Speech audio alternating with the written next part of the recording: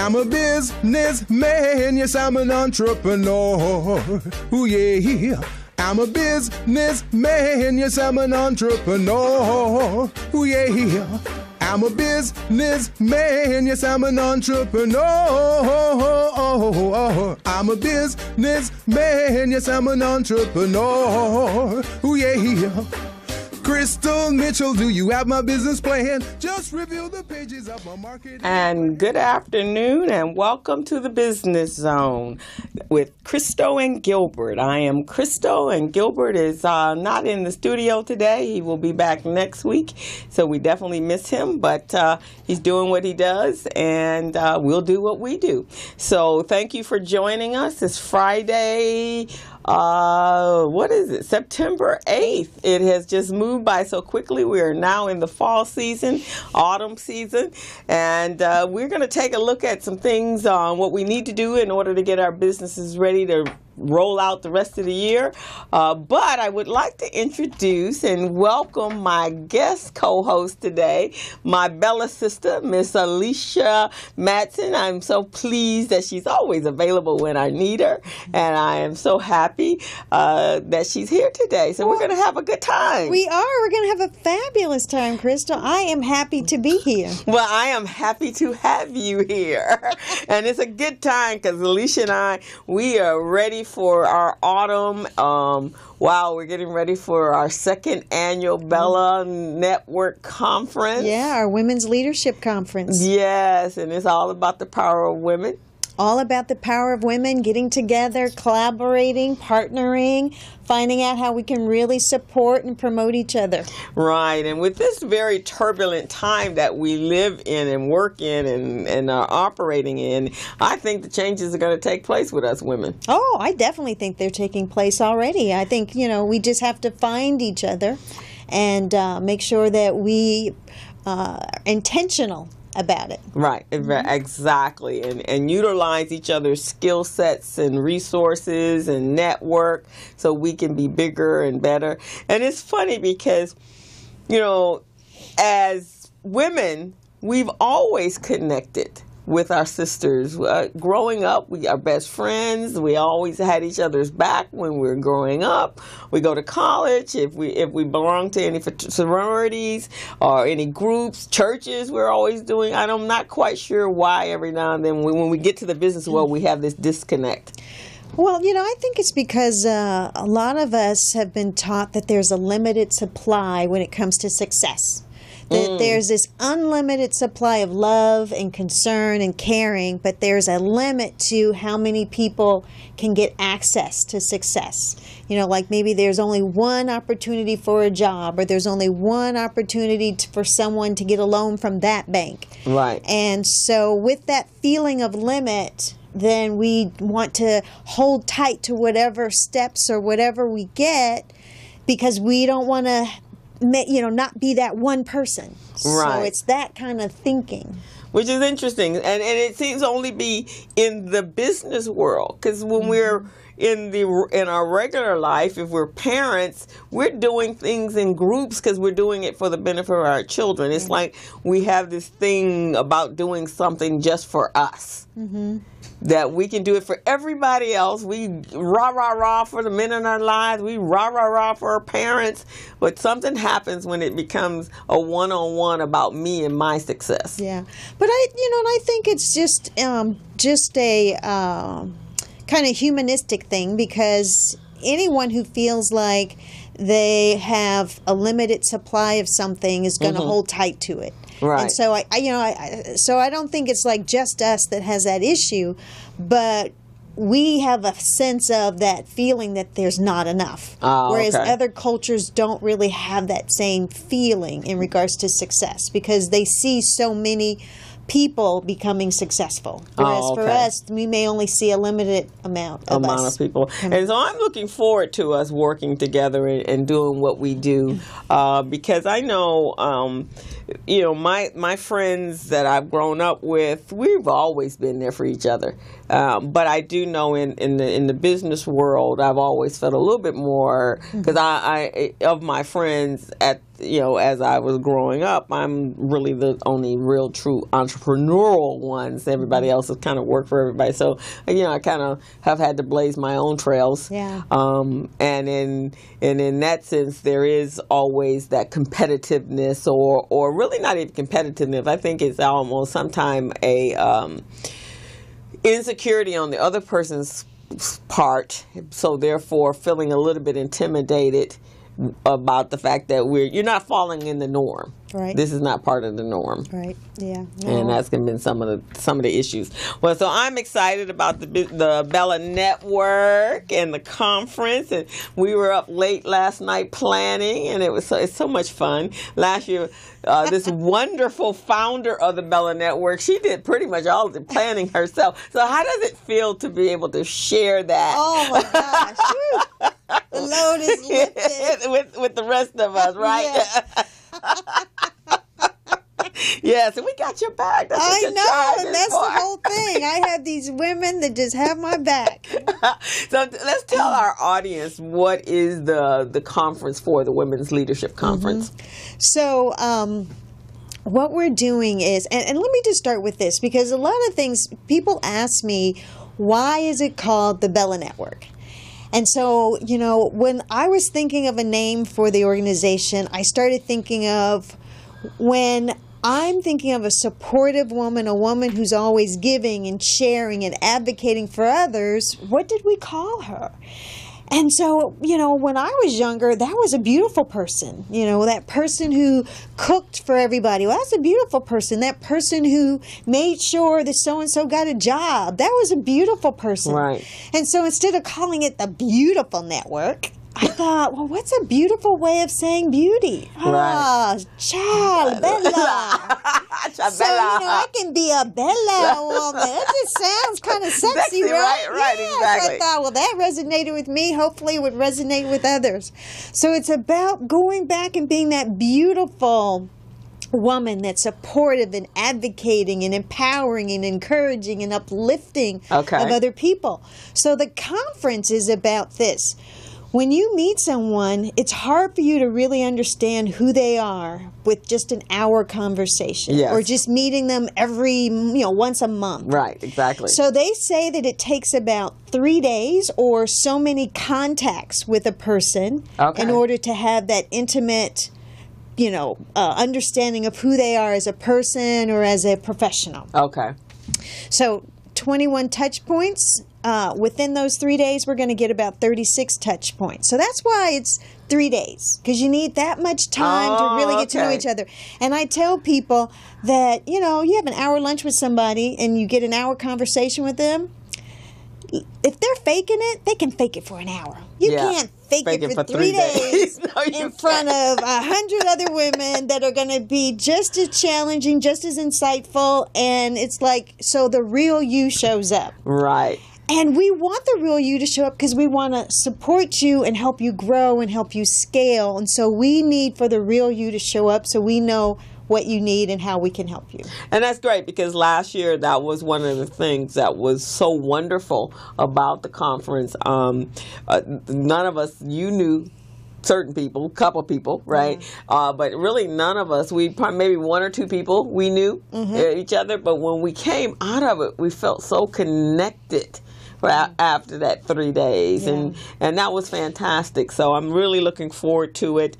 There's been so much going on in the world just every day. Sometimes it's just a challenge to wake up in the morning and go, okay, should I watch the news or should I not watch the news today? Because, wow, I don't even know what to deal with. So in addition to us having to deal with the political craziness with number 45, now we have God adding some extra elements and the weather is just insane. Well, someone sent me an email that said, read Luke 21, verse 25 through, I think it was 25 through 26, which is about when all this havoc started happening with the weather.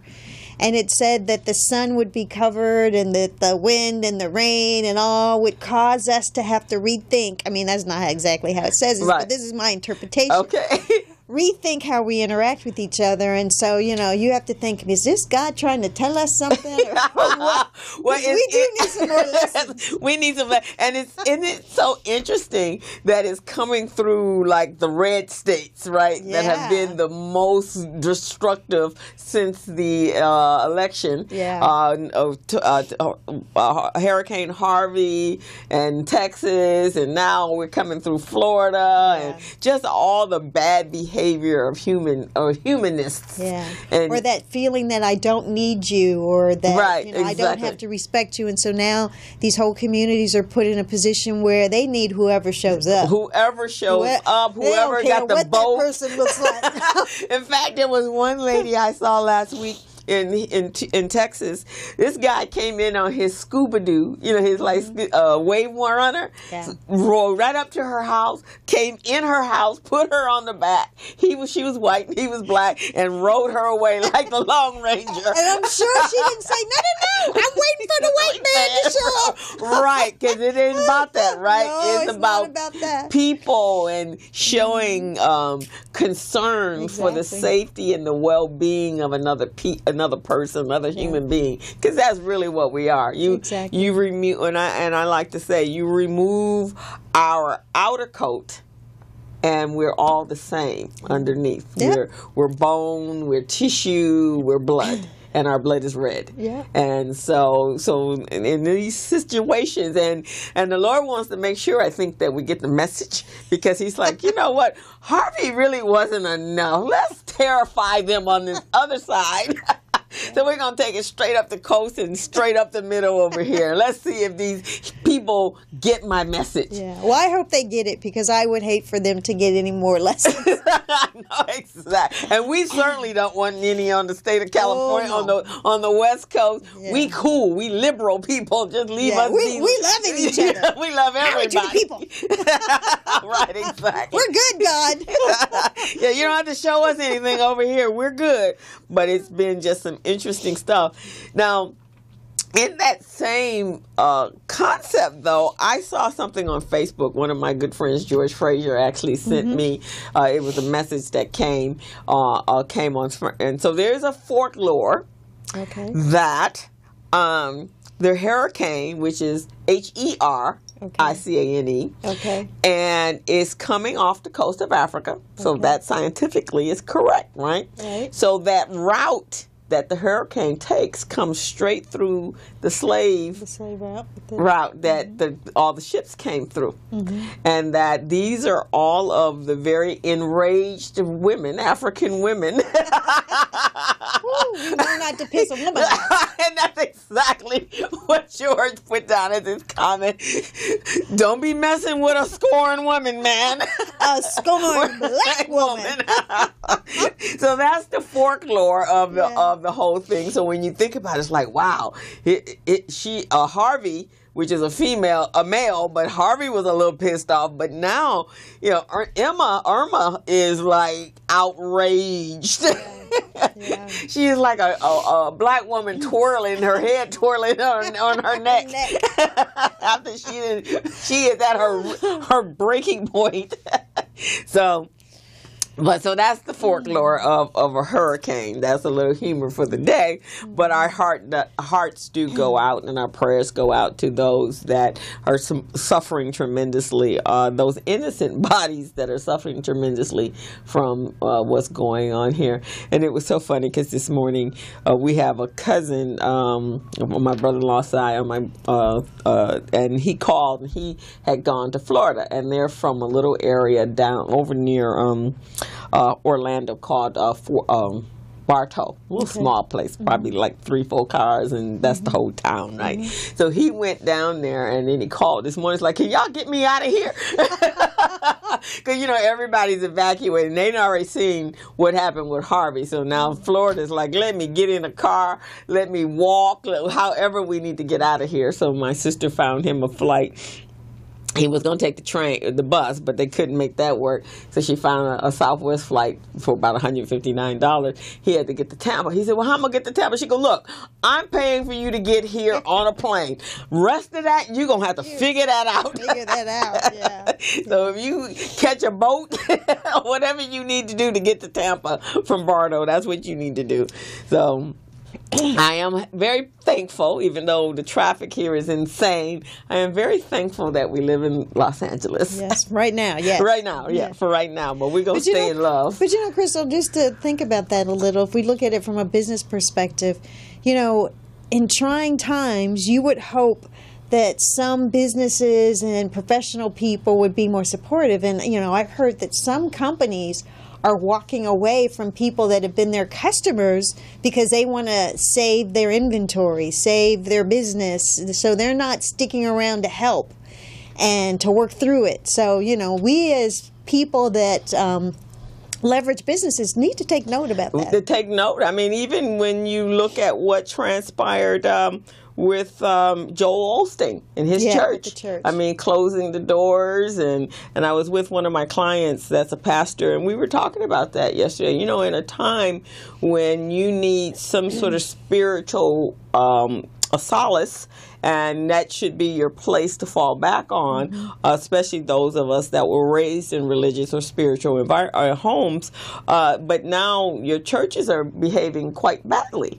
And so what church should, first of all, closes their doors and don't open them? The Catholic Church is open 24/7, right? No matter what's going on.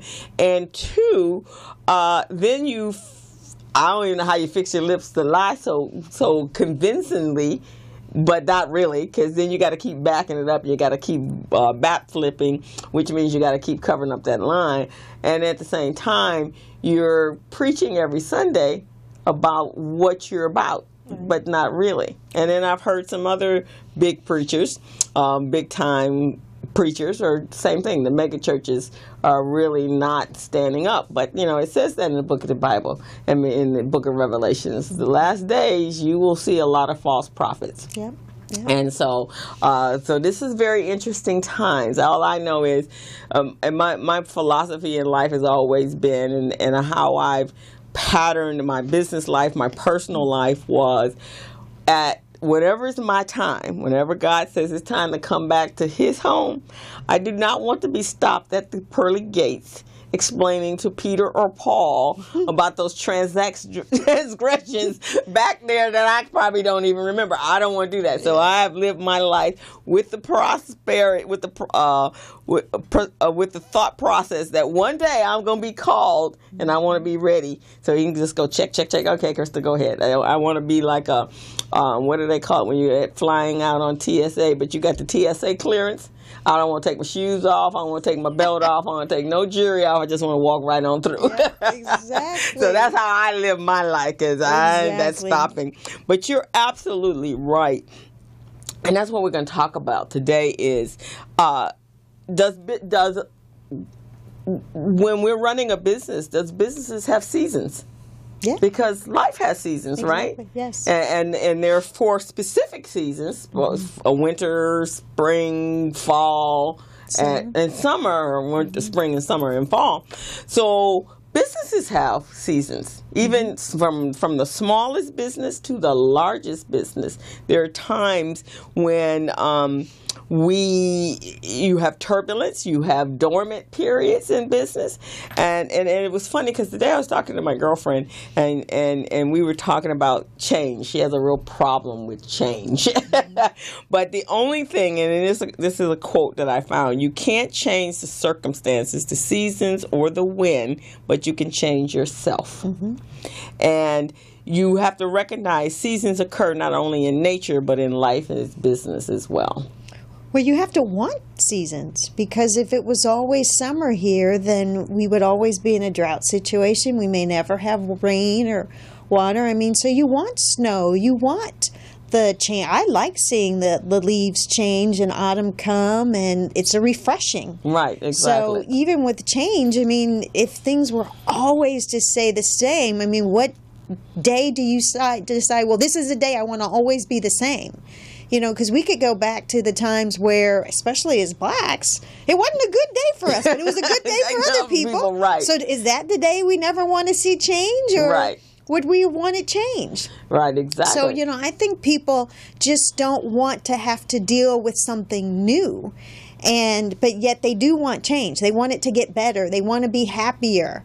But you also have to realize that you can only get that if your environment or situation changes. Right. And that, you know, even butterflies, you know, you go from whether you go from a caterpillar or they're ugly as a caterpillar. Right, exactly. And they change.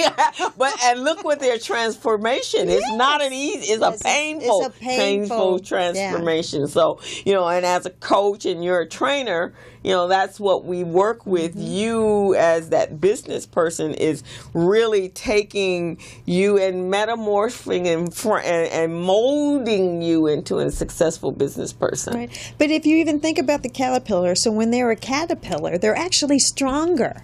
Their body frame is stronger. Right. And they become that beautiful butterfly, and now they're free to go wherever they want, and they can just, you know, take on the wind, but they're more fragile. Right, exactly. And so we also have to realize that just because we become more fragile as we change through something doesn't mean that it's for the worse. No. It can actually be more freeing. More freeing and more liberating. More liberating. More liberating to what you're accepting. And I think, you know, that's one of the things I can see, or I felt when we were at the conference, was you're acquiring this support system that is giving you an opportunity to be freer. Right. Because you're not having to worry about everything yourself. Right.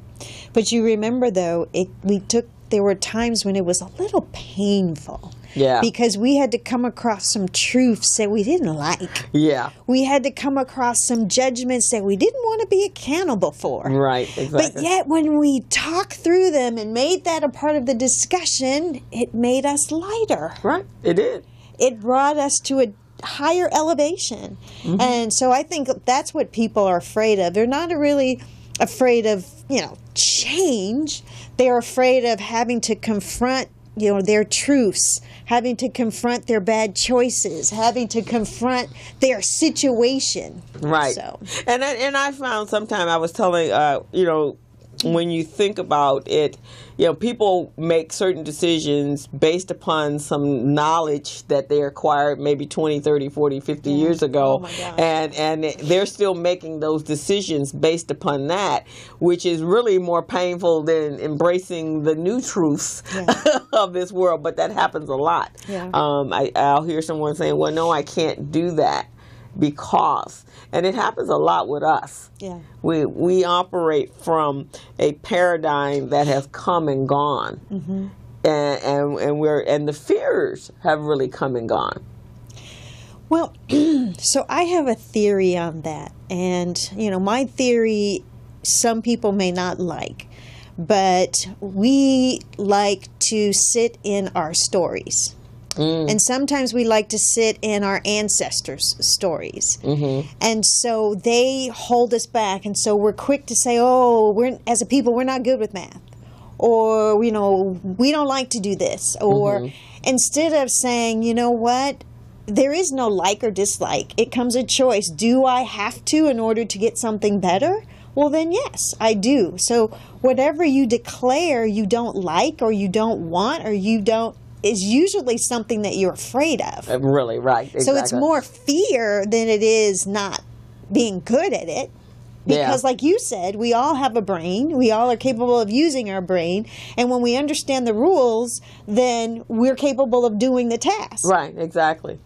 But what we do is we decide, oh, I can't do it. I'm afraid. I don't like it. It's even food. You know how you'll say, oh, I can't eat spinach because I don't like it. Right. Well, you can eat it. You just don't want to. It's an active choice. That's and it's different. The same thing with, you know, with success or saying I can do something. I can become an engineer.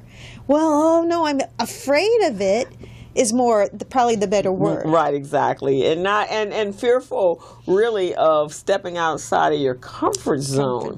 And that's the biggest thing about being an entrepreneur is you're always in an uncomfortable place. Yes. Because unlike a person that's working at a job, you know that at the end of the month or every 10 days or every 15 days, there's a paycheck. Right. That is going to come through. Even when the company is in trouble, you know that, okay, there better be a paycheck coming through, right? Mm-hmm. So you don't get those fears maybe until the first time they missed your paycheck. But those of us that are in the entrepreneurial world, man, we don't know from one week to another where that money's coming from. We're working hard, and for us, it's like you have to sow your harvest. You have to plant your harvest. So that could take a little bit of a period of time, which is kind of like our spring, right? We're planting our seeds to harvest later in the fall, or it could be a year later or 2 years later. If we're blessed, then maybe a windfall will just drop in our lap that will bridge us over until we get to that. But it's not consistent. It's never consistent. But you know, Crystal, the one thing which to me is the importance of organizations like the Bella Network, where you have a support system, is that your fear is diminished if you feel as though you have a group of people that you can rely upon to ask questions, right? That you can rely upon to get clarity on something, right? And so, you know, when you have a person who says, you know what, I don't know the answer now, but I can go find out. Yeah. They don't have fear. They walk fearlessly. Yes. And so as entrepreneurs, as corporate professionals, people that have a tendency to be skeptical about whether or not they can accomplish something is because they don't have that sense of, I can go find out. Right, exactly. I can find out quickly because I can ask someone. Right. And so then the fear is, well, I'll try to figure it out on my own, but I'm still not sure that I'm heading down the right path. I'm doing it correctly. Exactly. And then with businesses, a lot of times the fear is, well, who's going to be out there to support me as a customer? So some people know that no matter what, they're going to have a customer base because of their tribe. Mm-hmm. Right? Yeah, exactly. And their tribe is going to say, hey, I'm sorry, but I don't care what services you have. I'm going over to my sister girl. Right, exactly. And that's your support system right that's there. Your support system. So when you don't have that as an entrepreneur or career person, then again, you're sitting in your fear. Yeah, right, because exactly. You don't know that you have somebody behind you that's going to make sure that you're held up and that you have the right infrastructure, or that you have a customer and they're not going to go get it from across the street, because no matter what price you have to sell it with, they're there for you. Right, exactly. And so that is the fear, because you know there's some people who don't have that sense of, I'm going to go to, you know, a certain store and be supportive of that person versus Macy's, who really doesn't need your money. Right, exactly. But I'm going to support my sister or my brother because, you know, I'm trying to help them, you know, their families, and for them to grow, because then they in turn can support you. And that's why I always look at it. If I'm supportive of other people, then they're going to be supportive of me. It's just the reciprocity and karma you feel, and especially if you build a relationship, which is what business is all about. And you're in the corporate world, and so we don't always see those human touches in big corporations, because they operate on a different scale than we do. Their interaction is with their employees. Right. Versus the actual person. I mean, because you work for a big for Northrop, so you don't really see the actual interactions with their customers. Right. It's really more the people in their building and the social enterprises that they do. But you know, I'm going to tell you this, Crystal. To me, in corporate America, your relationships with people is more important than as an entrepreneur. Yeah, I would imagine, because in corporate America, people, they can make a conscious choice on whether or not you have a job today, or a promotion, right, or that you are seen as valuable, and in a pin stroke. Yeah. You know, versus with a business, you can say, oh, well, this customer doesn't appreciate me. I will go to the other side of the street. Right. So they're easily wooed away. Yes. Then if you, because with it as an entrepreneur, you do have a leverage where you can go and find customers that embrace you. Right, and then have communication on a more intimate level that can really bring them back. But in corporate America, if you have that one manager that just has no desire to work with females, but you've been put in their silo. Yeah, that's it. You're in a bad place. Yeah, that's true. That's true. So with the conference, and this kind of falls, there's synergy there, because what are some of the topics that we're going to talk about at the conference? So we're going to start. So the theme of the conference is creating connections, building bridges, and our bridges are about a collaboration and partnership.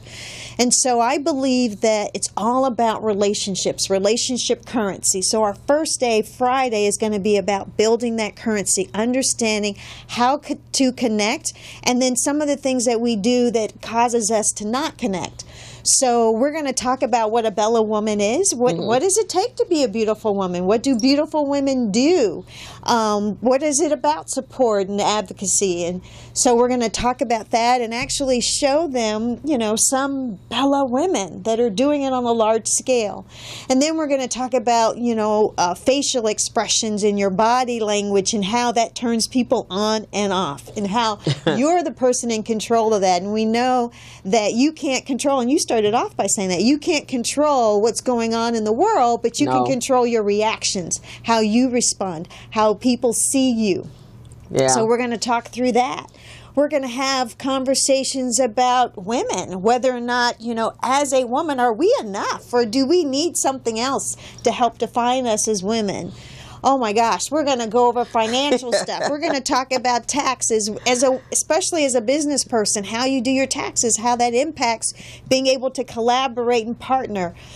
Wow, we're going to get through a lot. Yeah, we are in 3 days. That's why we need 3 days. A few topics, but we have about 15 topics that we're going to touch on. Those are the things that's important, though, because I coach and I speak with both from my profession, and my business, as well as from Recycle Black Dollars.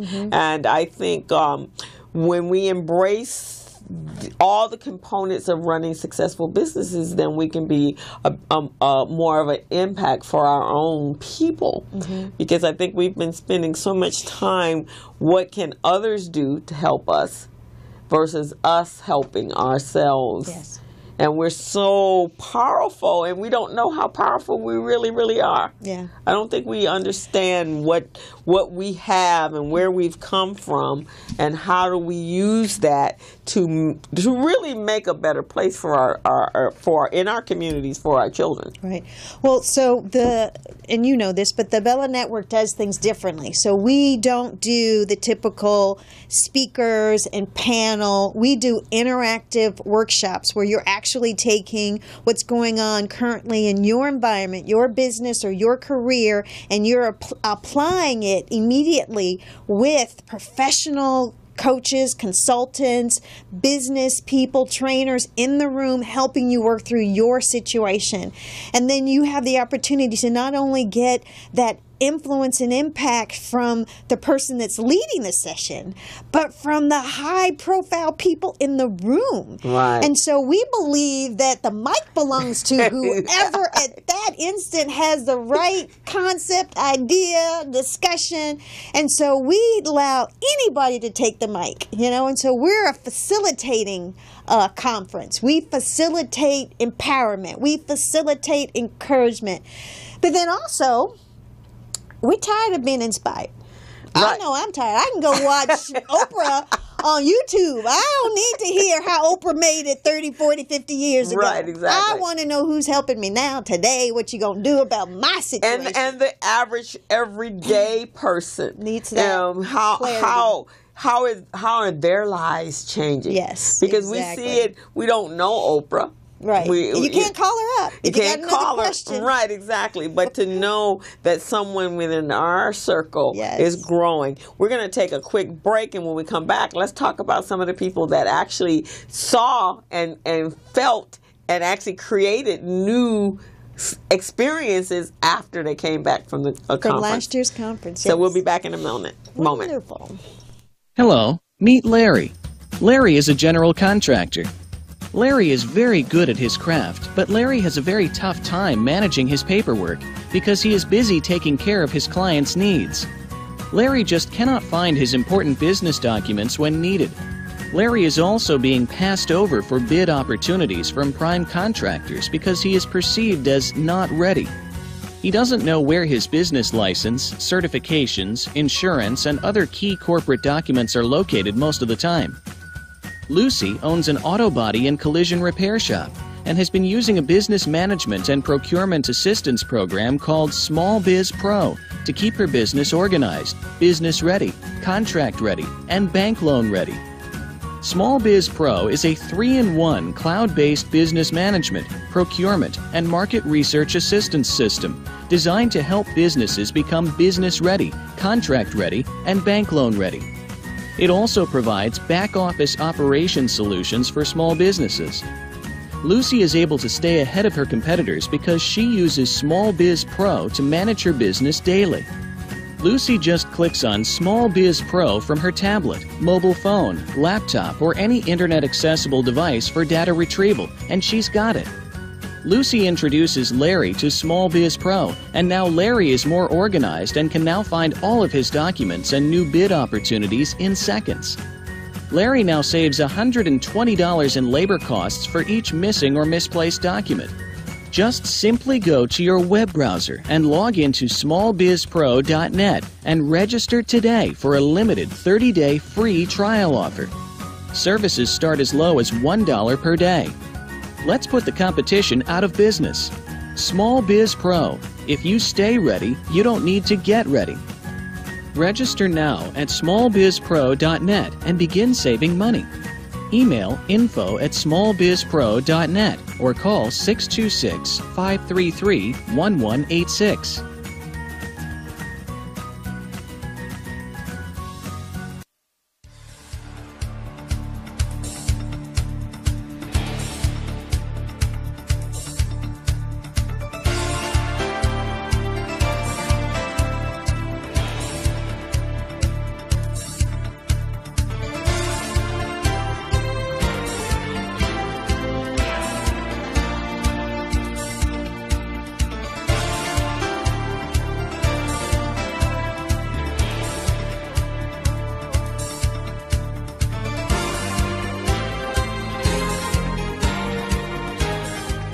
And we are back. Welcome back to the Business Zone with Crystal and Gilbert. I am Crystal, and my co-host here is Alisha White Madison.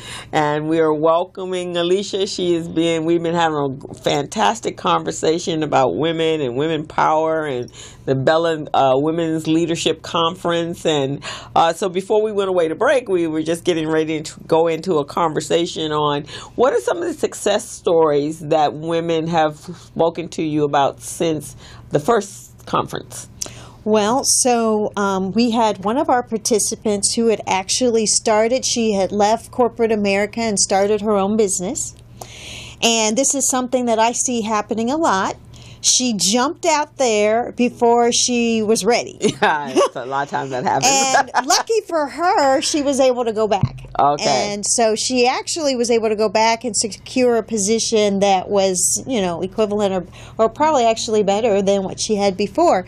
But one of the key things that she said that she learned at the conference is that she thought that it would be an easy transition, that becoming an entrepreneur wasn't all that difficult, and all the things that she had learned in corporate America was just going to easily translate.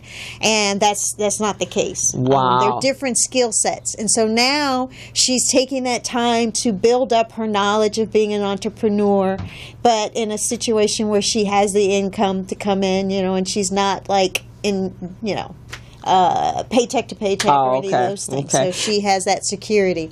So she learned, some of the things that she needed, and she actually got connected with people that can help her with that transition the next time. So, and it's funny because when men kind of leave when they're making that step, and this is what we as women need to learn. We actually need to observe our male counterparts in business, especially in corporate America.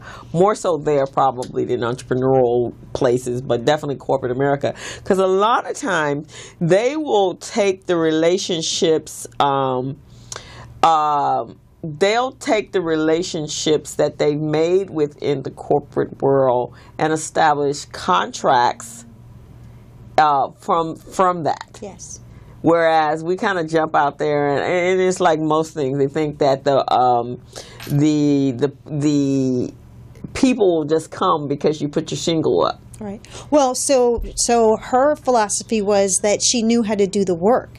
But what you're talking about is that men find the relationships, and then whether they know how to do the work or not, they find people to do the work. Right. And so men are able to focus on the vision of a company and actually grow the company and grow their customer base because they find or set themselves up where somebody else is doing the day-to-day work. Right. That's the collaboration and the partnership side of it. Right. Men there's A men, there's B men, there are men that are worker bees.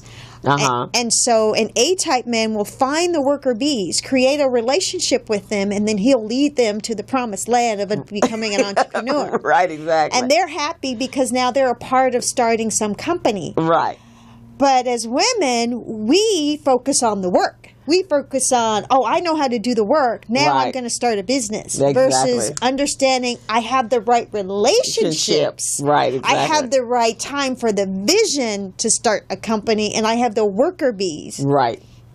To run the day-to-day tasks. Exactly. That's where we as women go wrong. See, so we kind of have, and I think that's part of what we're going to be relaying to our people, those that are coming to the conference, because one of the things that I did when I exited from corporate America, which was a very, very long time ago, but I established my contacts before I left. Exactly. You built your relationship. I built my relationship. So when I left, and then I even was able to turn around, and I have found this to be very valuable.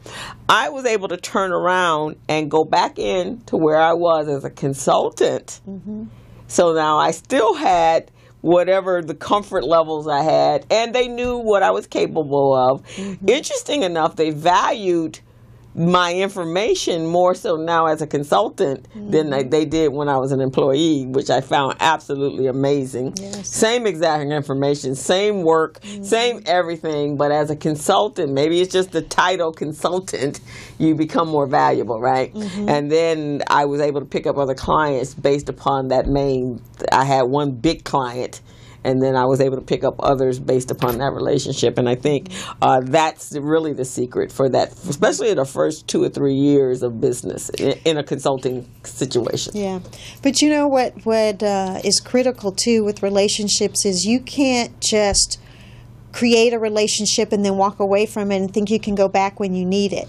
You have to maintain it and massage it. And it's that seed that you got to keep watering. Right. And so that's one of the things that I see that you do phenomenal. I mean, Crystal is the relationship queen. Because me, I got 6 jobs. Sometimes I don't have time for this for one, and I don't have time for that one. And so I have little things that I'll do. Like I'm known for my Christmas cards. My husband and I send out the Christmas cards, and people will be like, "Where's mine?" Right. And so that's how I water. I do things that I can do real quick. But, what I see you doing and what I see men doing is they're consistently calling and sending out or doing something to keep the connection going. Right. So when they have to rely on that relationship, it's not, I haven't talked to you in 50 years. Yeah, right, what you need now? I don't got time for you. Right. Who are you? Yeah, who are you? And then we're like, well, my tribe won't support me. No, you haven't been there for your tribe. You haven't nurtured, you haven't watered your tribe. And it's probably because I started my business so early, before everybody that I knew were in this entrepreneurial space. So it was really just me. So I had to nurture, and I had to build relationships to get people to make sure they were always around. And then, when we talk about collaborations, my business has always been about partnership and collaboration, because one, I like to have the support of people. It's kind of, I'm not one to be the Lone Ranger. I'm usually, let's see, what's the name?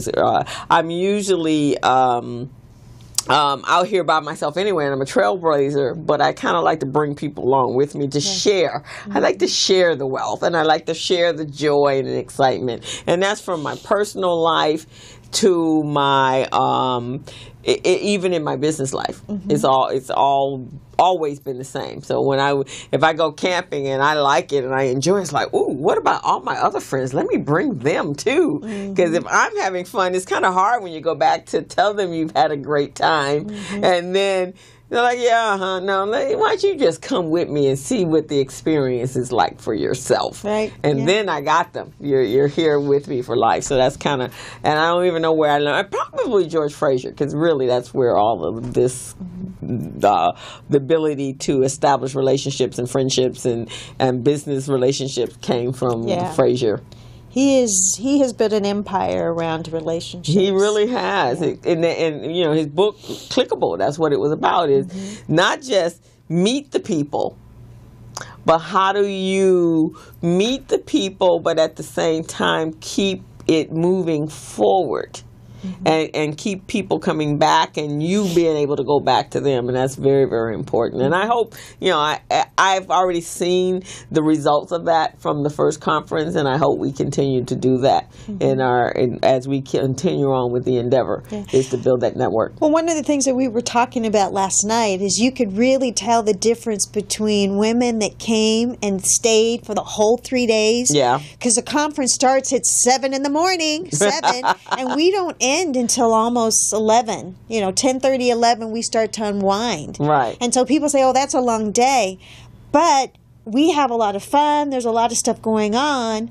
But the people that stayed for all 3 days, that participated in all the different events, when you look at how they collaborate and partner and leverage each other, it's way different from the people that only came for a few hours or a day, and how they interject with us as a tribe. Yeah, exactly. It's and I felt that, because I didn't stay at the hotel, because again, not knowing what the full vision was, but I just had such a great time in the time frame being there with the people, with the ladies that were there, and just amazing. I was just amazed at the caliber of women. That was. I have some top level friends. You certainly do, my friend. We have some badass friends. You certainly do. But now see how much has come from me sharing my friends. Right, They've all gained from it. Everyone who came gained from it, and I've gained from it. So, I could have kept them all to myself. You could have, but I tell you, you do have some amazing friends. Yeah. You very rarely, and last week we had Jovita Jenkins was on the show, and I was saying very rarely do you go to an event and you're meeting chemists and engineers. That's usually in an entrepreneurial space. We don't usually cross over like that. Right. Even in our engagement, even if we're at church, we don't know what the other person. We stay in our silos, but we don't know what that person does for a living. Yeah. So one of the things that I learned, because I have a tendency to ask people, "Oh, what do you do?" And people are like, "Oh, why do you want to know what I do?" I'm like, because I need to know how I can help you. How can I help you? How can I connect you? How can I, support you if I don't know who you are and what you do? And that's a part of that, I can surely look and see that you're beautiful. You have voluptuous hair. You have a great spirit. but I want to support you. And to me, the best way of supporting somebody is to give them a sense of stability with their economics. Right, exactly. Right? To empower them to feel freeing of that pay-to-day, that month-to-month, week-to-week paycheck. Right, exactly. That's what I know when I see people thriving and happy, is when they don't have that burden that they're carrying, or they're taking a whole load by themselves. And actually, when you're building that network, even in your personal life, if you want to travel, you want those people to be just as successful and one to be free, right? Yeah. So that if you're saying, hey guys, let's go on a cruise to the Greek Isles. No, I got to go to work tomorrow morning. Oh, wow, okay. And then you... Or I don't have any money. No, I don't have any money. That's usually it. I don't have any money. Or the man's holding me back. Right, like, exactly.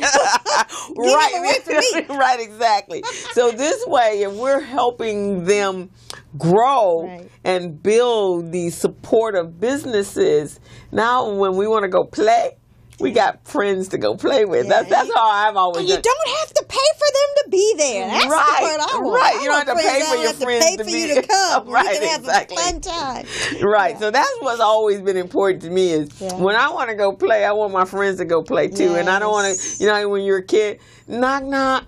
Can you come out to play? No, my mom says I gotta go. I got homework. I got housework. I haven't done my homework yet. It's like, why didn't you do that before you left school or when Did you first know? came home? Yeah, it's like, but then again, that's choices. So we need to start making thriving choices. Exactly. We need to understand how to use our time appropriately so that we can all succeed. Exactly. And that is the exact feel that I received. So that was my experience, like my testimony. If I'm going to do a testimony for being at the conference last year, was that I came away with all these amazing women that you will put up a post, hey, you guys want to come join me here, and or we need to support so and so over here. I think that for me is like incredible. And again, being in the business that I'm in as a coach, I'm usually the one giving. Yeah. And very rarely is there not too many nuggets that I can receive, because I'm always in the teaching mode. And even if they do have something that they can share with me, they don't, because they figure, well, how can I give her anything? She's giving me everything, right? So I never have been able to, in a long time, go somewhere where I get fulfilled as well, that I'm learning something from the people in the room. And I know you guys think that I got like the whole social media thing down, right? But the other day you shared something with me about the hashtags. I didn't know anything about that, or how to really make them work. Last night Dawn Schroeder, she taught us something about using Instagram. So it's learning to share and receive at the same time. Because that's an issue women have sometimes, is receiving. So I have to tell your audience, we have this thing about Crystal at the conference. If you're going to be somewhere with Crystal, you have to walk around with a notebook and a pen, because you don't know when she was going to drop some nugget, right? So when she says that she's always giving information, she's always sharing, yes, that was us for Crystal. And so when she says, all of a sudden I'm in an environment where I'm taking notes, it was, because we had women with so much knowledge and information. But the key that you just hit on was that in the beginning, we broke down those barriers so that everybody felt as though whatever I say is going to be embraced. Whether somebody else knows something a little more or a little less, nobody's going to say, oh, we don't need that from you, or who are you to tell us that, or, everybody had knowledge that everybody was writing down and taking notes and wanting to share. And that's important, because that's why we all felt comfortable sharing and enlightening each other. And so we learned so much. And I've also, in the year, moving forward in that year, I've also seen some changes. Yael, for example, it was so funny. she was doing all that she does, the decoration, and absolutely beautiful, but really wanted to stay behind the scenes. Yeah, really Didn't want behind. to talk. No, didn't want to go. Even though she raised a general manager for a major organization that we can't talk about. We can't speak about it. But when you brought that up when her daughter actually spoke, and you were like, what else did we expect? Because her mother, and then you said that she had the 4 patents, I went, yeah, Yael has patents. A lot of the stuff that's still going on in that industry are using her patents. Right. So she's a badass sister she wants to sit quietly back and be in the background. Right. Yeah. But lately she's been looking awful sexy when she comes out with us. She said this year, she says, Alisha, I want to be at the forefront this year. I don't have time to do the decorations. She all of a sudden... She came out of her shell. She came out, and that's what I'm saying. There's so many women that actually, there's a difference in some of the ones that were more behind the scenes. Yeah. And I know Javita had said last week, being an engineer, she's always been behind this, been with men. Right. And so she really didn't have relationships with women. But now that she's recovering from her heart surgery, she says she's just absolutely amazed at the support that she received, and that's all brand new to her. Yeah. And she is embracing that. Yeah. And those are some of the changes or some of the experiences that we had from coming from a conference of 3 days with women that were open and willing to share and be themselves with other women. We were very authentic. We were very authentic. The purple hair came out. So our guest has our surprise guest, and I am so excited. She has, and you know more about the family than I do because I met them I'm her trying sisters. to get them to adopt me. I know. I mean, these are some talented sisters. That's why they're not adopted, because they don't have any talent. Don't ask me to sing. We're going to take a few moments, another quick break, and then we're going to bring our guests because you guys are going to be really surprised. So we'll be back in a moment. Hello, meet Larry. Larry is a general contractor. Larry is very good at his craft, but Larry has a very tough time managing his paperwork because he is busy taking care of his clients' needs. Larry just cannot find his important business documents when needed. Larry is also being passed over for bid opportunities from prime contractors because he is perceived as not ready. He doesn't know where his business license, certifications, insurance, and other key corporate documents are located most of the time. Lucy owns an auto body and collision repair shop and has been using a business management and procurement assistance program called Small Biz Pro to keep her business organized, business ready, contract ready, and bank loan ready. Small Biz Pro is a 3-in-1 cloud-based business management, procurement, and market research assistance system designed to help businesses become business ready, contract ready, and bank loan ready. It also provides back-office operation solutions for small businesses. Lucy is able to stay ahead of her competitors because she uses Small Biz Pro to manage her business daily. Lucy just clicks on Small Biz Pro from her tablet, mobile phone, laptop, or any internet-accessible device for data retrieval, and she's got it. Lucy introduces Larry to Small Biz Pro, and now Larry is more organized and can now find all of his documents and new bid opportunities in seconds. Larry now saves $120 in labor costs for each missing or misplaced document. Just simply go to your web browser and log into smallbizpro.net and register today for a limited 30-day free trial offer. Services start as low as $1 per day. Let's put the competition out of business. Small Biz Pro. If you stay ready, you don't need to get ready. Register now at smallbizpro.net and begin saving money. Email info@smallbizpro.net or call 626-533-1186.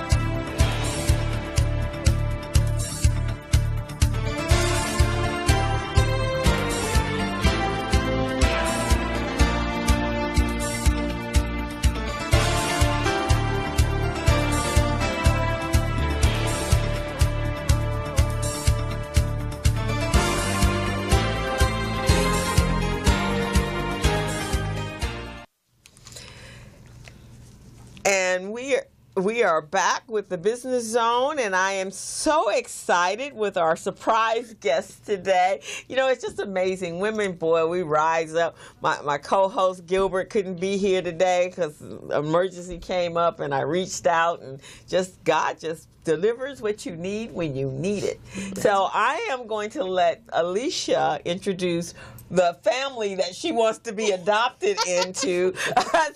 And let her introduce Sheree Brown. Yes, I am so excited to be able to introduce Sheree. Sheree is an Emmy nominated, and an ASCAP award-winning artist. Okay? Wow. And so now the whole family, they got talent. Yeah, they do. But so she sings, she plays the guitar. I think she maybe even the piano. Is it piano? Where is it? Little, but I know she's a guitarist. So it's so funny. My husband had bought some of her CDs, and so I saw them and I said, "Oh, that's Sheree." And he's like, "You don't know that person." I'm like, "She was just at our house." And so, I mean, she is just utterly amazing. So you had 2 albums on Capitol Records. Yes. You've done a book with your sister. Your sister has illustrated all of the books, Celeste Brown. Mm-hmm. Yes. So, I mean, the whole family is just talented. And so she's written songs for Phyllis Hyman, some really highly successful Phyllis Hyman songs. Patrice Rushen. Why do I always want to say Phyllis Hyman? Well, they were all in that same time. Patrice Rushen. I think we just said her for some reason. But, gosh, so she's done some amazing things, and we're really lucky to have her here in the studio with us. Well, welcome. I did meet your sister. Beautiful voice. Celeste has a beautiful voice. Kim is a beautiful spirit. Yeah. And just you guys. And now I'm meeting you. And I heard you today. I went on YouTube and I found you. And I listened to It's a Pleasure. Yes. Right? And dancing. You'll be dancing all night. Yeah, you'll be dancing all night. So you were doing the time with Minnie Rippleton and all that. Okay. In fact, you know what? I have to share this. I didn't get a chance to meet Minnie before she passed away. She's an inspiration. I really... Well, you actually sound like her. Yeah, because you can sound like her. Quite a bit like her. Thank you. Well, I take that as a compliment. But what happened when I was signed with Capitol Records as a solo artist, my first album, they got Dick Rudolph to produce my album. Oh. And he was married to Minnie. Mm-hmm. Oh, so wow. I didn't get a chance to meet Minnie because she had passed on already, but I got a chance to be in their home. Okay. To meet Maya. Oh, The daughter Maya. She must have been about 7, and their son Mark. Oh, okay. And so that was very, very special. Well, I am very pleased and excited to have you here. You have a beautiful voice. Thank you. I appreciate it. And I was talking to my girlfriend who was with me when we were in the car when I was listening to it, and she goes, "Wait a minute, I just heard this voice. Who is this person?" So a friend of hers, Greg Brown, he plays the drums, and she says, he was just talking about her. So I don't know if he played in one of your bands or anything, but she said about a month or so ago, they were just having a conversation about you. So look at that, people talking about you. That's right, okay.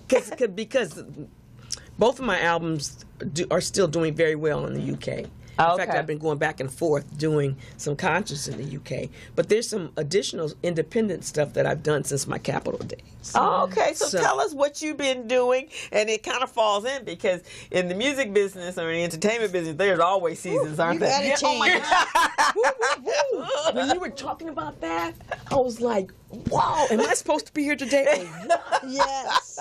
And it's so funny because I just talked to Kim last night and we were talking and I was trying to think, I don't have a guest, and then it kind of happened. Alisha, one of our friends said, "Alisha, you gonna be on the show tomorrow?" And thinking, well, if she wants to be. And then my co-host called me this morning and said he couldn't be here, but that was what I chose was seasons on autumn being that time to do a reality check on your business. I'm thinking, and then when you said yes, it's more like wow, because there are so many seasons in the entertainment business, and you're riding high and riding low and riding high again and switching from producer to composer to singer. So tell us about that. How do you adjust to that? It's about reinventing yourself. Okay. Especially in this business, being a female and a black female. Okay. Because everything is so youth-oriented. Okay. And you'll find people don't want to know what you've done. It's like, what are you doing now?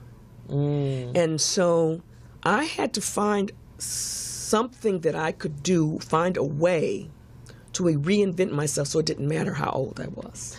Oh. And then people would be more open to hearing what the project is and what the music was about. Okay. Because so I co-wrote this book, Messages from the Heart. Okay. Is it okay to? Oh, yes. Uh-huh. It took about 6 years to put it together, and it's a story of 8 women and the challenges they were able to overcome through faith and hope.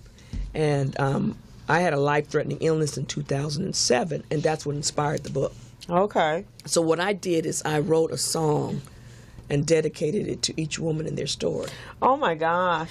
And I introduce each woman and tell how we came to be a part, how it came about that I introduced them to, well, invited them to be a part of this. And then my sister Celeste Brown did all the artwork, dedicated art piece to each woman's story.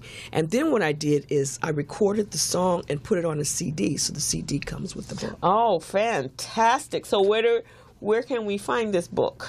You can actually get it. You can go to my website and order it at www.realsheree.com. That's Real Sheree Brown. Real Sheree Brown. Real Sheree Brown. Okay, with 1 R. Right. So you guys got that. You can find her book, Messages from the Heart, and it's www.realsheree.com. Right. Yes. Spelled SHEREE.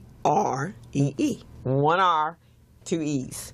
Wow, I'm going to order the book tonight. And so you get the CD along with that you wrote for each one of the stories. Yes. And so Patrice Rushen and I co-wrote one of the songs. She's performing on it. My daughter's performing on it. 2 of my nieces and a nephew. We have a really talented family. Oh, my goodness. I am just so impressed. Thank you. And so anyway, this became a big passion of mine because it's a way to uplift. So the stories are challenging, but there's an uplift that each woman shares, and then that I share. Some of it is semi-autobiographical because I talk about some of the challenges that I went through, especially in this music industry. Okay. And so it's a blessing. So one of the first main events that we're doing that was inspired by this book is a production called We Tell Our Stories. It's going to be on September the 16th, 6:30 to 8 at the Barnes-Dahl Gallery Theater. It's located at 4800 Hollywood Boulevard in Los Angeles. And what it is, it's a combination of music, art, dance, and theater to convey how powerful music, art, and telling of one story, and how it can, the power that it has in healing. Oh, wow. And so what happens, I have a series. So there are a few stories from this book. There's a few stories for some upcoming books that are all a part of the series. And then there's music and dance.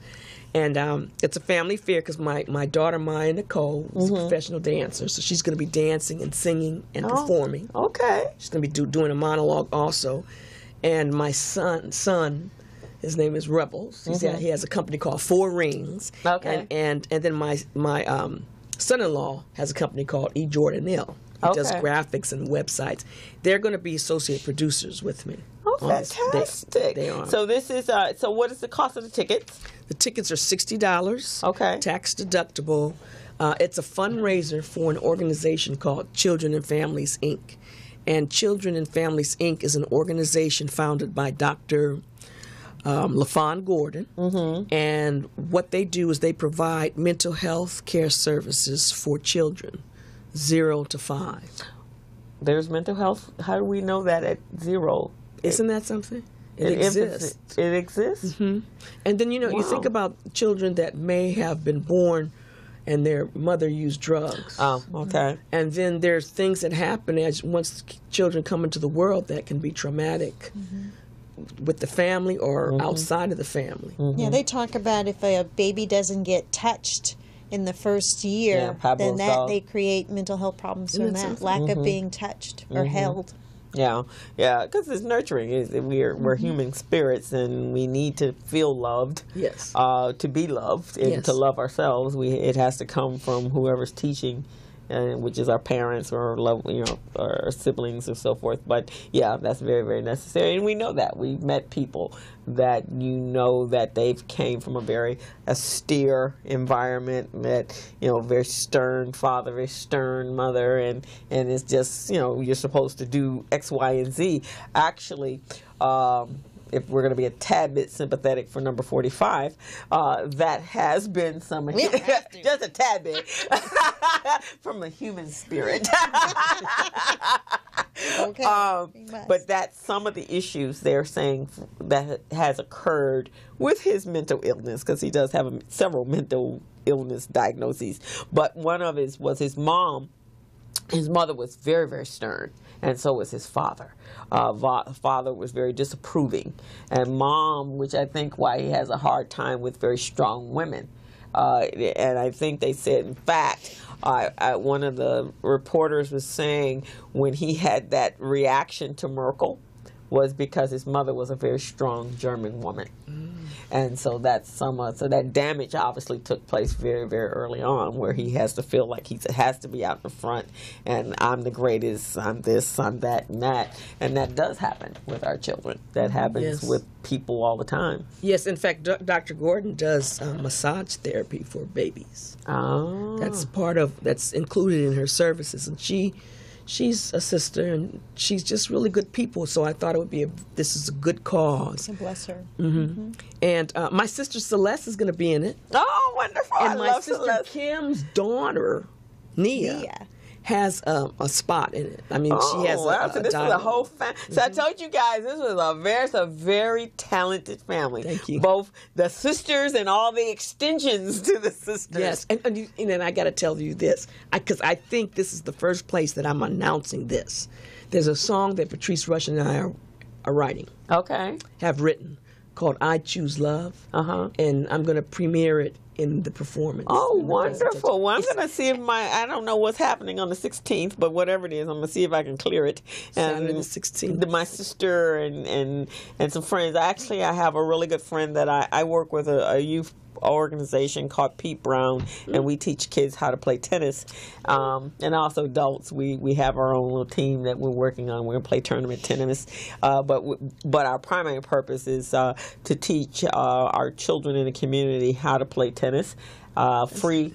It's totally free for the kids. I think Kim's coming out and bringing Nia. One of the reasons she wants her is I'm going to start incorporating an entrepreneurial program within the tennis program, the educational part, where there's a program that we do called ACES, which is teaching the kids about the history of black tennis. That's beautiful. And all the individuals, Althea Gibson and Arthur Ashe, and that there were other players besides the Williams sisters, phenomenal that they are, but they were trailblazers before them. So we're teaching them that, and then I'm going to add the entrepreneurial component to it. So in the event that they love the sport, but how do you be in the sport if you can't play the sport? Well, you can sell merchandise. You can write books. You can do so many things that's entrepreneurial in the sport or that you love. And it's just like any other craft. And so that's what I'm going to do. So she's bringing your niece to participate in that. And then I'm trying to get her into hitting a few balls herself. That's interesting, because one of my brothers, have you met Freddie yet? I don't know. I can't remember. He has 7 kids. Whoa. I don't think I met They're Freddie. all adults. One's a dentist now. One is in dental school at USC. They're all professional in some way, shape, or form. Okay. But all 7 of his kids, except for his oldest daughter, didn't do it. But the other ones, all played tennis and got full scholarships. Yeah, see, that's what we're talking about. Yeah, we just took 14 children to the centennial, the 100-year celebration for the ATA, which is the American Tennis Association, the black part, because they didn't let us play with the USTA. And so this is their first time participating. So the ATA was actually created because they wouldn't let us play with the USTA. But once the black player won the ATA, you were considered the best black player in the world. And then they allowed you to play in the Open. And so we were then invited to participate in the Open. So when we went there, we actually had 2 kids that were offered scholarships. One from Morgan State, which is where we stayed. One offered Howard. There was a number of colleges there, but 2 of our girls were offered scholarships at Morgan State. Isn't that nice? That's fabulous. So next year we're going to take them to Orlando because the ATA is building, as we speak, their own courts, 50 courts. And so we're going to be the inauguration of that. So that'll be the first time. So, yeah, you guys got to come out then. For sure. Yeah, because the kids we got from the little babies from 3 years old up to 18. So we have the beginners, our grassroots, and then we have some rising stars that are starting to play tournament tennis. And then we have our elites that they play tournament, and that's who we took to Baltimore. So we were there for 10 days. Nice. It was phenomenal. And then the adults, which is us, we have our own coach, so we can create. Because black tennis is kind of lost in the cities now. I'm sure when your brother was playing and all his kids, it was really, this place was like the haven for tennis. And so the courts that we play at Harvard Park, anybody, Arthur Ashe, they've all played down at Harvard Park. It was just like the hub for black tennis. And so I'm sure they've probably been over there for tournaments and so forth. Probably. I don't know. But I would imagine so. So are your parents musical as well? Where did this talent come from? I don't know. My late dad was, he played the bugle when he was in the military. Okay. And I thought, and he had a nice voice because I would hear him singing at church. You're right, standing next to me. He's got a good voice there. And my mom drew exceptionally well. She could draw you. Oh, okay. And so I think that's where Celeste gets the artistic. Okay. And so most of my family, we're either into singing or art or. I have a brother, Freddie, in fact, he was an architectural student. Oh, so art. And, but I think that I have an aunt who sang, and I have a late aunt who was an actress. So I guess in the genes. It's somewhere in your genes, your guys' DNA, you guys came from the musical tribe. Yes. And then you know what? Because I'm the oldest of 8. Okay. And then my mom and dad, so there was 10 of us in the house. And so we were our own entertainment. Yeah, I guess you guys We didn't have to go out. And we would have our little shows and, our dance steps. And so you actually obviously went professional and became a star or award-winning. So what was that process? What was that experience? I loved it and still love it. But it was a point of me sticking to my guns and being persistent because I got a lot of discouragement, not from my family, not from my parents, because they were very supportive. Okay. Recently, I was sharing with someone. You have your things the bucket list, right? And so I was saying, well, to be at the Hollywood Bowl, because I'm sitting there watching this show, and I said, you know what? I was already at the Hollywood Bowl performing, and what happened back in the late 70s, the 70s and the early 80s. There was something called the Battle of the Bands in LA. Oh, I think I remember that. Yeah. Okay. It was like American Idol. Yeah, I remember that. It was a big thing, and it happened amongst high school kids. Okay, yeah. And I auditioned. I remember I was a senior in high school, and I was picked out of 20-something in my category. There were about 20 people that made it to each semifinal. So I was one of 3 picked to be in the finals at the Hollywood Bowl. And so So as a high school student, you were at the Hollywood Bowl. You were already there? Yes. I just graduated from high school, right? And I'm sitting there with my guitar, 12-string guitar I was playing. And I remember I had this long dress, beautiful dress my mom sewed for me. I'm playing 2 of my original songs, and the orchestra is playing behind me. Wow. And I won. Fantastic. And that was the beginning? Oh, my gosh. Oh, wow. And it was really, the response I got from the audience was like, you could hear a pin drop. People even said something afterwards. Wow. And there was even a spot where I sang this. I went, together, together, together. I did this little riff, right? And then we were going, wow, you know. And this is as a teenager. Yeah, at the Hollywood Bowl. And then the late Sheree Wright. I don't know if you're familiar with Sheree. Yeah. Mm-hmm.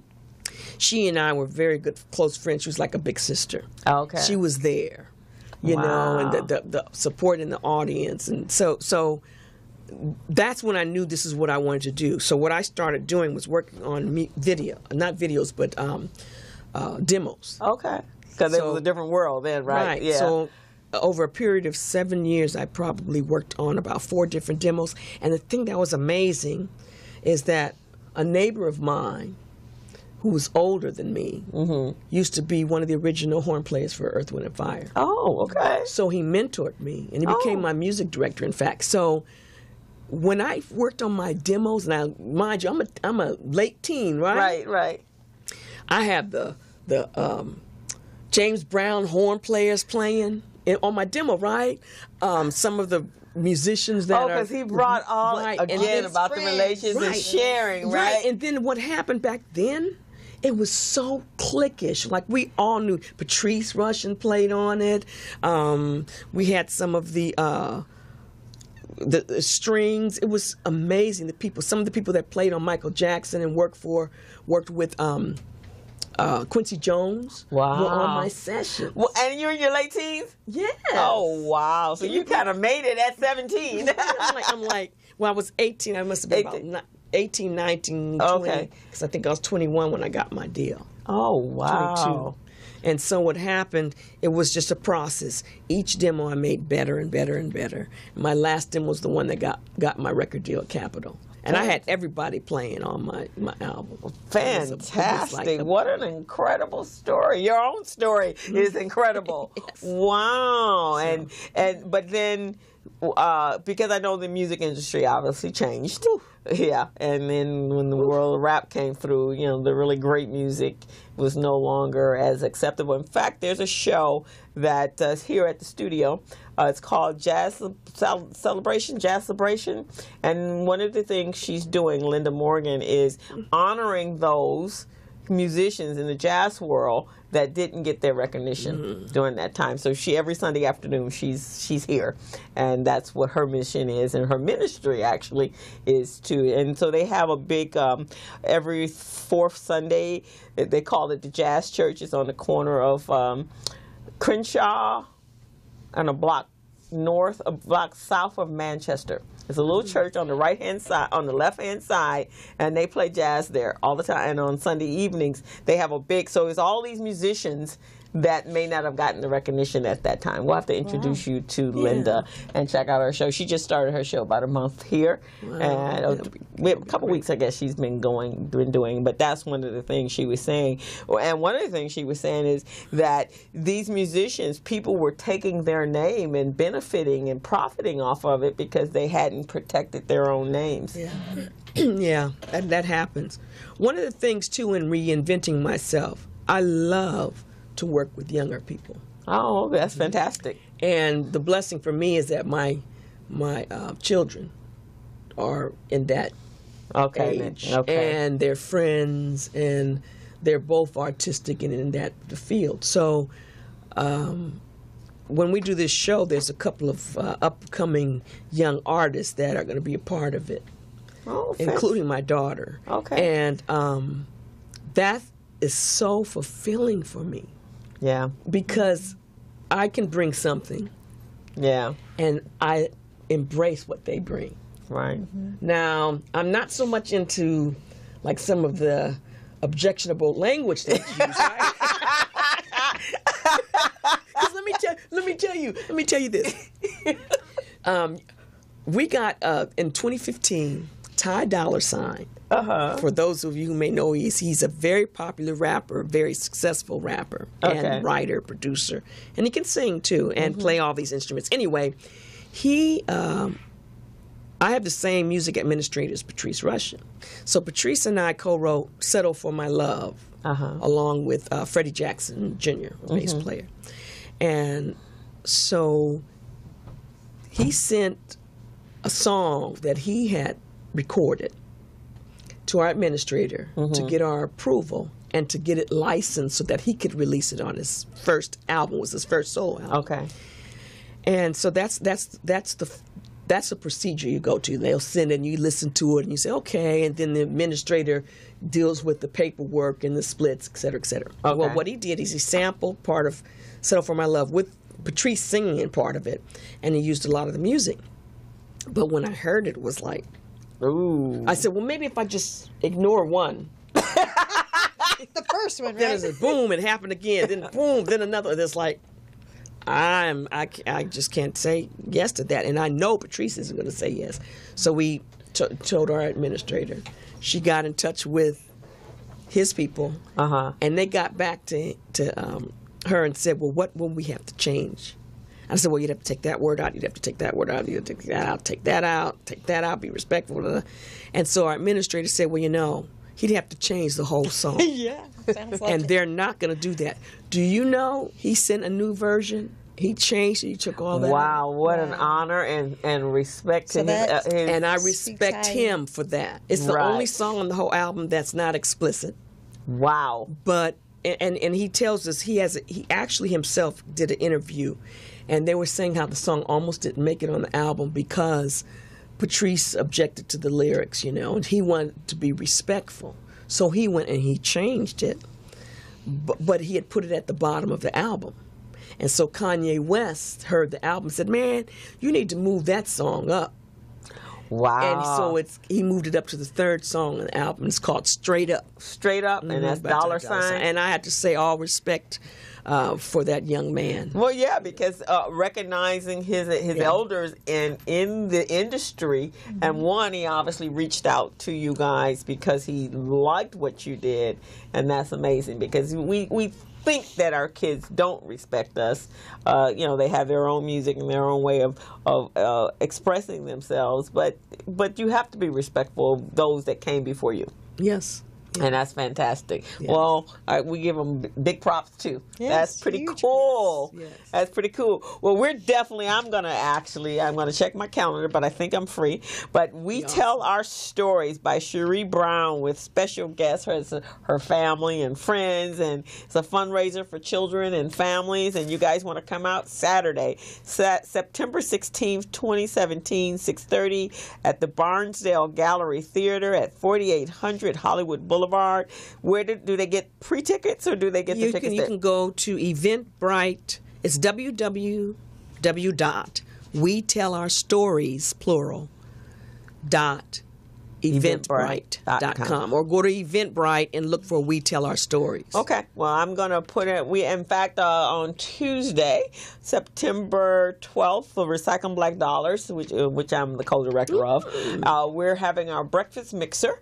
And if you have any of these flyers with you, I'd love to be able to pass them out at the meeting. And so it's from 8 a.m. to 10 o'clock on Tuesday. It's our second of the networking breakfast mixer of the month at Denny's, at Crenshaw, and Coliseum. Come on out, and we're going to make sure I pass it out to... I appreciate that. Yeah, that'd be really cool, and I'll put it up on my... I think you sent me the Eventbrite. I'll put it up on my Facebook. I appreciate that.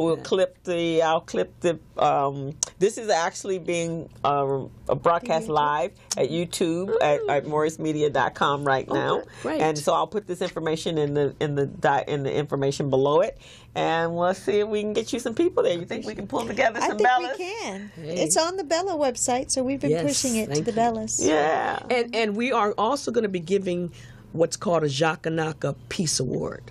Jakanaka, the word, is a big children's book, this big, that I co-wrote with, it's like this. Okay. Co-wrote with my husband, Douglas Johnson Sr., and a friend of ours that used to be with Disney called P. Schultz. His named P. Schultz Hunt. Okay. He did all the illustrations, so it looks like Disney. Oh. It's about a little girl, a little black girl gets bullied at school. And what happens? There's a story that her favorite teacher, Mr. Jesse, tells. He's got dreads. It's a beautiful book, but it promotes anti-bullying, peace, human understanding.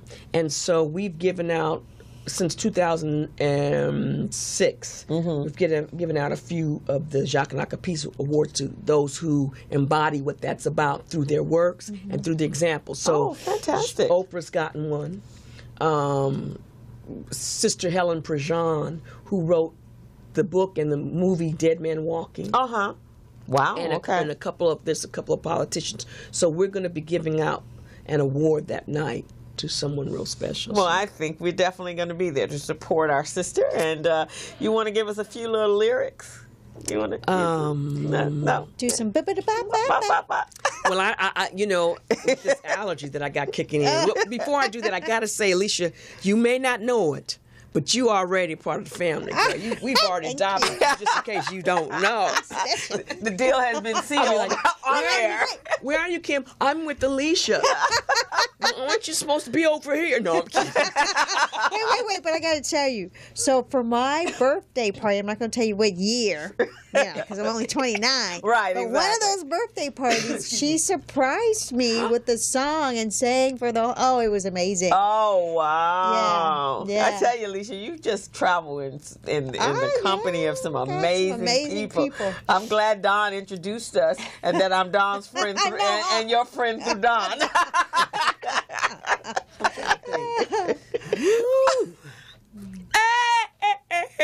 Yeah. We tell our stories, Miss Crystal, Miss Alisha. She tells us stories. Come on out and hear the stories.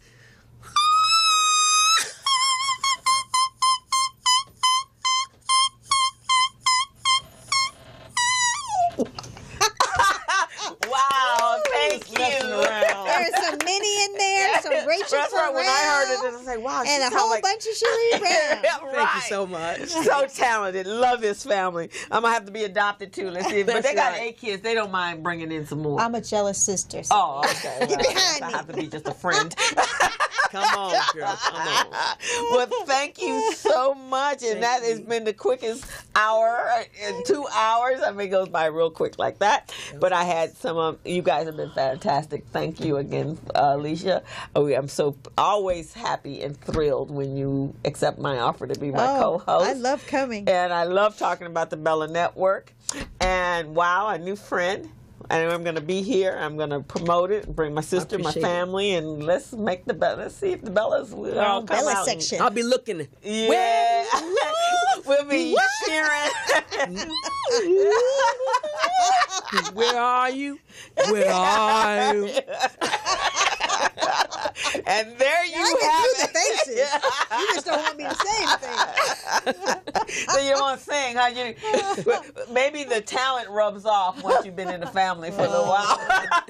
They rub shoulders, and then you come out singing as well. But she does enough for that balance is what's happening. Oh, yeah, she she's does what I don't do, okay? It's like Yeah, very she's impressive. amazing. So. But I am so impressed with your story. I'm very honored that you were here on the Business Zone, and we'll see how we can help get your story out there and get some bottoms in the seats, because that's always very important. Yes. Bottoms in the seats, and we want to just honor your family for the talent that you have, and whatever that musical tribe you guys came from. Wow, my hat's off to them. Thank you. Yeah. So, guys, we are coming to a close here. It's Friday, September 8th, and we will be back next Friday. There's a lot of things going on. Again, September 16th, you want to get your tickets for We Tell Our Stories, the Recycling Black Dollars Breakfast Mixer on Tuesday, September 12th at the Denny's on Crenshaw and Coliseum, the Denny's on the Strip. and the Bella Network, November 3rd to the 7th. We need to get your tickets today and now. And Alisha, how do we get our tickets? So you can go to www.thebellanetwork.com, or you can check us out on Eventbrite looking up The Bella Network. We also have an event on September 23rd. It'll be in View Park. So if you want to come and join us, so we're launching 4 new businesses, new Bellas having businesses. So yeah, so you guys want to be around all this talent and see how much of it rubs off on you. And we're going to complete year 2017 with a bang, just being the best people that we can be. And we will see you next Friday. Have a great weekend. Hello, meet Larry. Larry is a general contractor. Larry is very good at his craft, but Larry has a very tough time managing his paperwork because he is busy taking care of his clients' needs. Larry just cannot find his important business documents when needed. Larry is also being passed over for bid opportunities from prime contractors because he is perceived as not ready. He doesn't know where his business license, certifications, insurance, and other key corporate documents are located most of the time. Lucy owns an auto body and collision repair shop and has been using a business management and procurement assistance program called Small Biz Pro to keep her business organized, business ready, contract ready, and bank loan ready. Small Biz Pro is a 3-in-1 cloud-based business management, procurement, and market research assistance system designed to help businesses become business ready, contract ready, and bank loan ready. It also provides back-office operation solutions for small businesses. Lucy is able to stay ahead of her competitors because she uses Small Biz Pro to manage her business daily. Lucy just clicks on Small Biz Pro from her tablet, mobile phone, laptop, or any internet-accessible device for data retrieval, and she's got it. Lucy introduces Larry to Small Biz Pro, and now Larry is more organized and can now find all of his documents and new bid opportunities in seconds. Larry now saves $120 in labor costs for each missing or misplaced document. Just simply go to your web browser and log into smallbizpro.net and register today for a limited 30-day free trial offer. Services start as low as $1 per day. Let's put the competition out of business. Small Biz Pro. If you stay ready, you don't need to get ready. Register now at smallbizpro.net and begin saving money. Email info@smallbizpro.net or call 626-533-1186.